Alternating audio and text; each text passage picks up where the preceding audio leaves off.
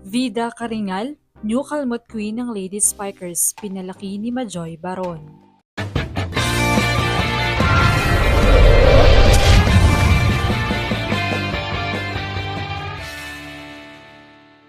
What's up, Volleyball Nation? Welcome back to my YouTube channel. Narito ako para magbigay sa inyo ng updates tungkol sa mundo ng volleyball.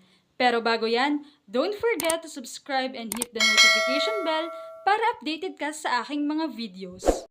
Isa na namang rising rookie mula sa De La Salle University ang nagpakita ng potensyal.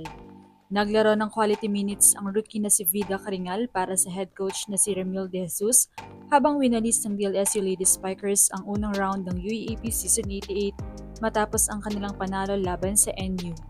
Nagpakita ng husay si Vida Karingal sa pinakamahalagang laban ng Lasal ngayong season na tumulong sa Lady Spikers na makuha ang 4 na set na tagumpay laban sa NU Lady Bulldogs. Sa first 6 games ng Lasal, bihira lamang mabigyan ng oras sa paglalaro si Karingal ni Coach Ramil De Jesus. Gayunpaman, nabigyan siya ng pagkakataon na makapasok sa laban kontra NU dahil hindi maganda ang pakiramdam ni Lilay Del Castillo. Nang maisama siya sa starting lineup, sinulit ni Karingal ang pagkakataong iyon at nakatulong sa panalo ng Lasal sa pamamagitan ng pag-ambag ng 9 points. Ayon kay Karingal, matapos ang laban, isang malaking karangalan para sa kanya na pagkatiwalaan ni Coach Ramil na kaya niyang maglaro ng mahusay at makipaglaban para sa kanilang koponan. Dahil dito, lalo siyang nagkaroon ng kumpiyansa sa sarili. Si Karingal ang pinakahuling rookie ng Lasal na nagpakitang gilas ngayong season, habang hangad ang Lady Spikers na mabawi ang kampyonato sa UAAP. Bago si Karingal, umangat sa eksena ang wing spiker na si Mikey Santos nang magkasakit ang team captain na si Giovanna Laput kung saan na-miss niya ang ilang games nitong first round. Samantala, patuloy namang nagiging mahalagang bahagi ng koponan si Asiana Nunag bilang main setter ng team. Para kay Karingal, hindi lamang ito tungkol sa pagpalit o pagkuha sa pwesto ng ibang manlalaro, kundi tungkol din sa pagpapakita ng sarili niyang kakayahan sa laro. Ayon sa kanya, hindi niya tinitingnan ang pagkakataong yan bilang pag-take over sa spot ng iba.